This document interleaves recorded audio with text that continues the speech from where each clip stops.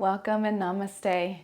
My name is Dina Jensen, and this is Yoga 101 The Basics, where I take you through some of the most common postures, shapes, and forms that you'll be asked to practice in a group class.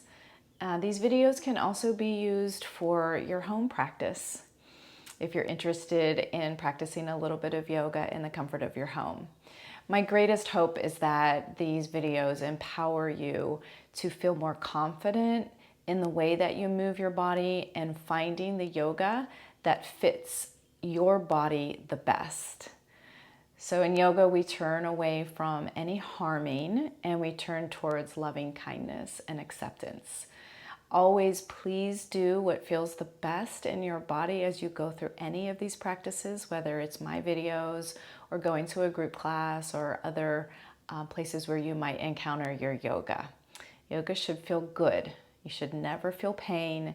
You should never feel sharpness in joints or any strong discomfort. You should feel sensations, but you don't want to feel anything that feels very uncomfortable to your body.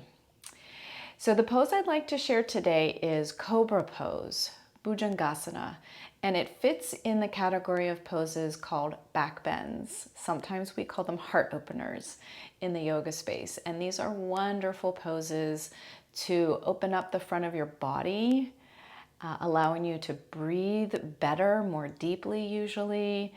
They're also really good for improving your posture because so many of us have rounded shoulders and the heads are forward and the middle of the back is rounded. So these back bends do the opposite. They really strengthen your back body and they open up your front body. They can also give you more energy, so that's really, really nice. Cobra pose is one of the first back bends you'll probably practice in the yoga space. So that's why I'm choosing to share this with you. Okay, so let's get on the mat. As always with these videos, it might be best for you to just watch through the first time around and then join me. Okay, so the Cobra pose starts on your stomach. So you can get onto a mat, you can get onto your carpet, wherever feels reasonable for you. And you lie down on your belly. I'm going to stay lifted just so I can look at you. And you get situated with your legs.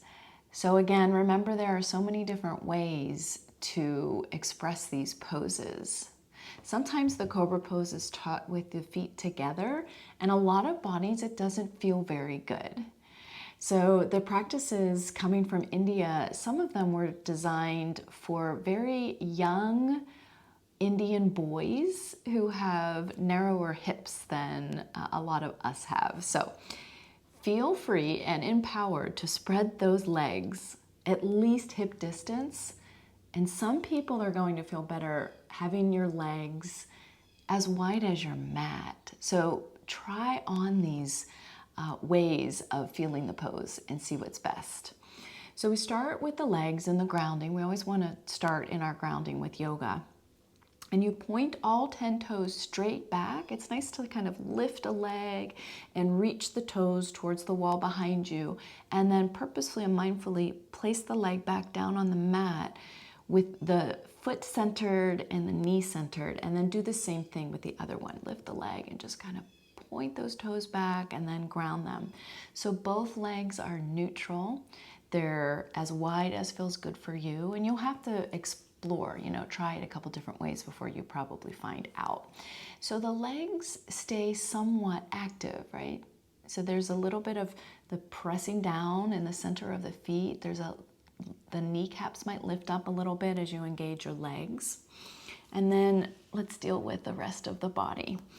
So for some people, a little bit of a tailbone tuck feels good, or bringing the low belly up, in and up can feel good, or some people don't do that at all, and that feels good. So you can try both of those. Your hands, there's, of course, more options. They can go right underneath your shoulders or walk down a little bit. But wherever you put your hands next to the side body, the elbows point up and they squeeze gently towards each other. The first thing that I like to do in Cobra is make sure that your shoulders are lifted from the ground.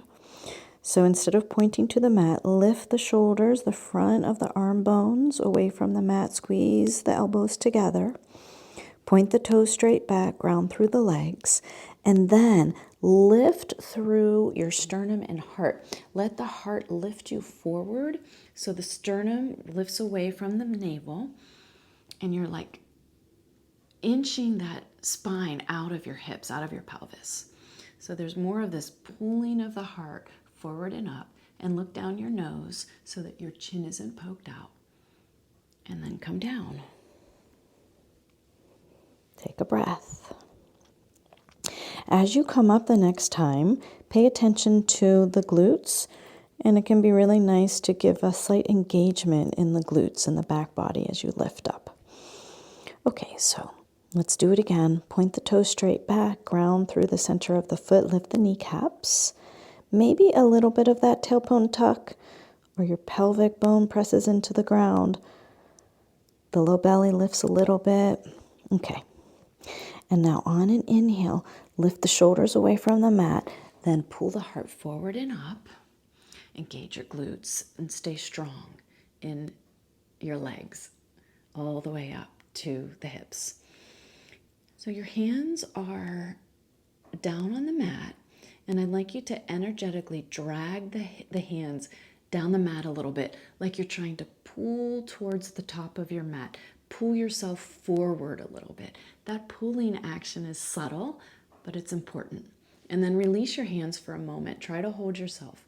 You don't want too much pressure in your hands in Cobra pose. And then come down. Take a breath. And we'll do one more. So find your breath in and out. I'm going to turn towards you for this one, so you can kind of see me pulling towards you.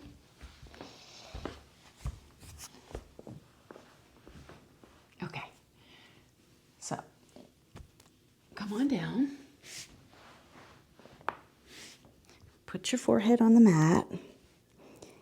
Hands either a little bit under your shoulders or walk them down towards the upper or mid ribs. Elbows are lifted. Toes are pointed straight back and grounded. Kneecaps lifted.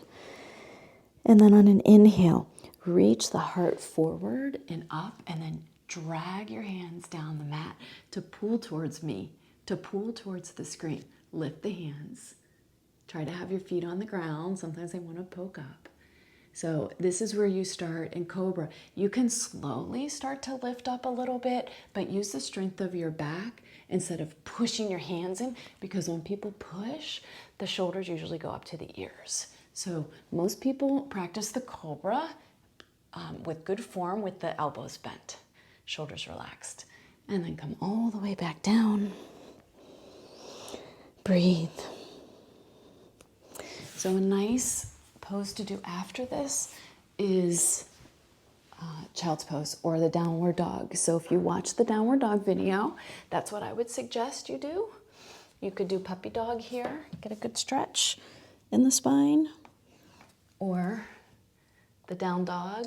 If you watch that video, the toes curl under, the hips shoot back and up, head in between the upper arms. You can keep your knees nice and bent.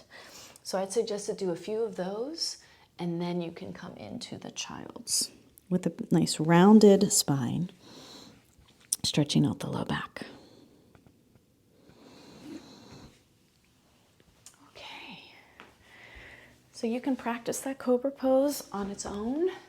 You can put the Cobra pose in a flow. You'll encounter it if you practice the sun salutation in a lot of yoga spaces, or if you're just looking to get more energy, more breath, improve your posture. The Cobra pose is a really wonderful one to work on. Go slow, listen to your body, take nice smooth breaths in and out through your nose, and enjoy it.